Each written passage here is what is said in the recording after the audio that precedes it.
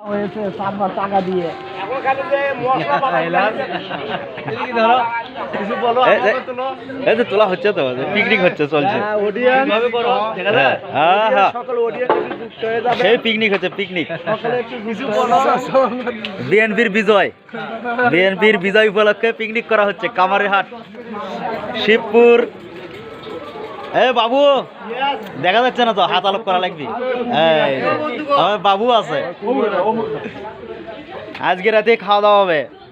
এই যে পোলা পাক হচ্ছে, খাসির মাংসের পোলা ঢাকে তুই সাসপিনের মধ্যে দেখা যায় না। আজ আটটা পার হয়ে গেছে। মাংস রান্না করা হচ্ছে, মাংস রান্না হচ্ছে কেমন, জাল চলতেছে।